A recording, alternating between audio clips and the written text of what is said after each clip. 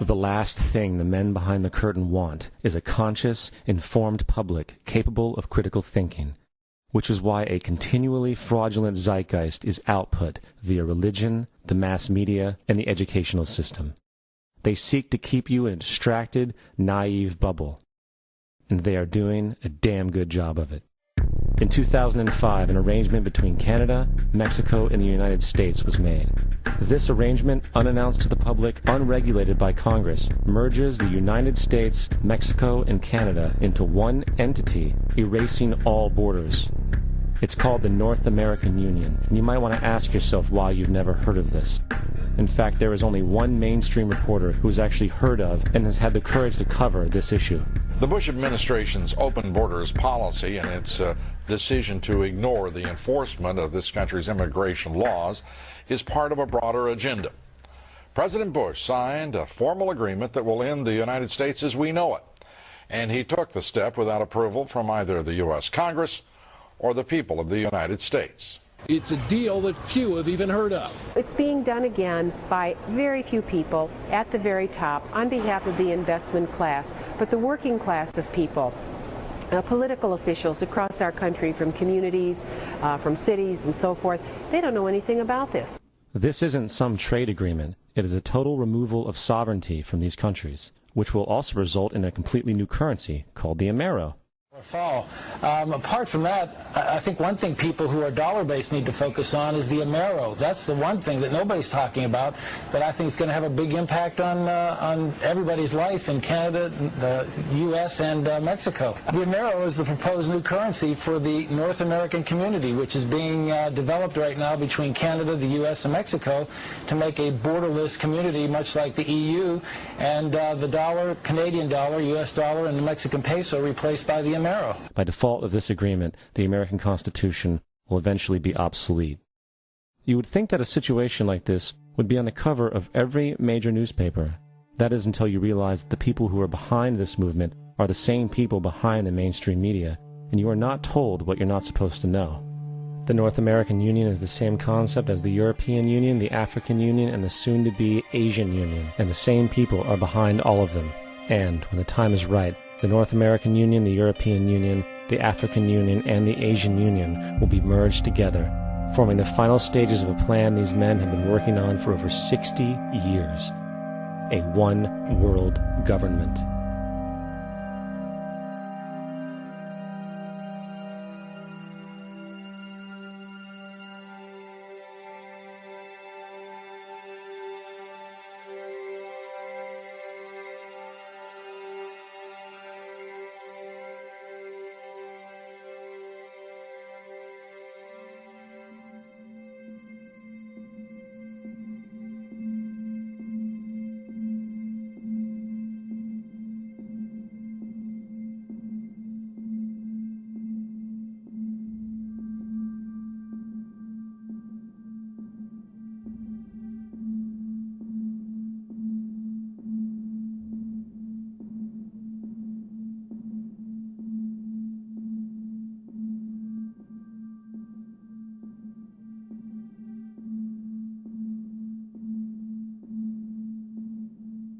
One bank, one army, one center of power. And if we have learned anything from history, it is that power corrupts, and absolute power corrupts absolutely. This is Aaron Russo, a filmmaker and former politician. To his left is Nicholas Rockefeller of the infamous Rockefeller banking and business dynasty. After maintaining a close friendship with Nicholas Rockefeller, Aaron eventually ended the relationship, appalled by what he had learned about the Rockefellers and their ambitions. I got a call one day from an attorney woman I knew, and she said, "Would you like to meet one of the Rockefellers?" I said, "Sure, I'd love to." And we became friends, and he began to divulge a lot of things to me. So he said to me one night, he said that there's going to be an event there, and out of that event, you're going to see we're going to go into Afghanistan, so we can run pipelines from the Caspian Sea. We're going to go into Iraq to take the oil and establish a base in the Middle East, and we're going to go into Venezuela and try and get rid of Chavez. And the first two they've accomplished. Chavez they didn't accomplish. And he said you're going to see guys going into caves looking for looking for people that they're never going to find.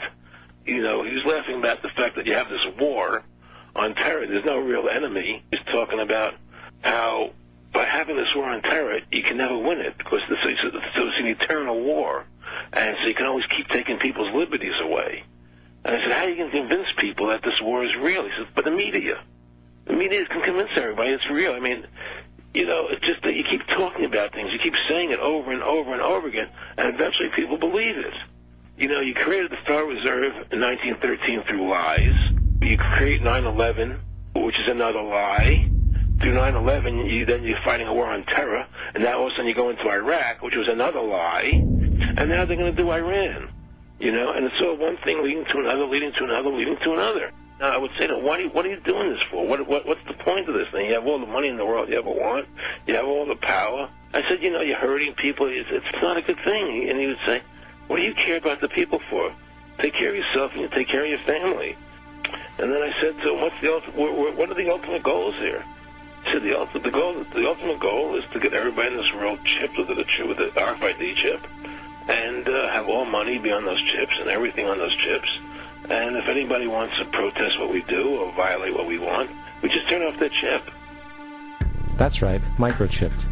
In 2005, Congress, under the pretense of immigration control and the so-called war on terrorism, passed the Real ID Act, under which it is projected by May 2008, you will be required to carry around a federal identification card, which includes on it a scannable barcode with your personal information.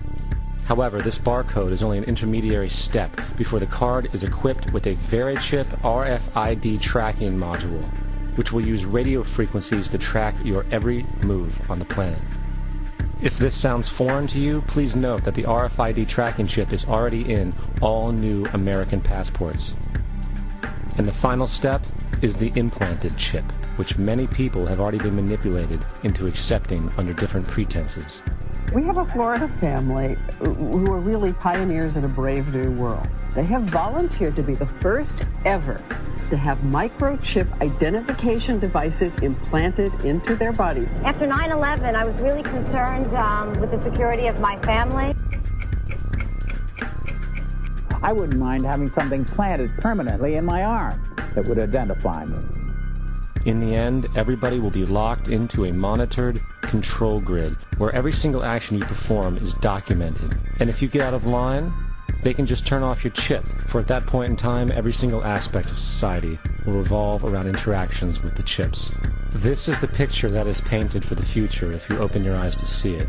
A centralized one-world economy where everyone's moves and everyone's transactions are tracked and monitored, all rights removed. The most incredible aspect of all, these totalitarian elements will not be forced upon the people will demand them. For the social manipulation of society through the generation of fear and division has completely detached humans from their sense of power and reality.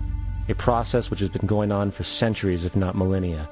Religion, patriotism, race, wealth, class, and every other form of arbitrary, separatist identification and thus conceit has served to create a controlled population, utterly malleable in the hands of the few. Divide and conquer is the motto, and as long as people continue to see themselves as separate from everything else, they lend themselves to being completely enslaved. The men behind the curtain know this, and they also know that if people ever realize the truth of their relationship to nature and the truth of their personal power, the entire manufactured zeitgeist they prey upon will collapse like a house of cards.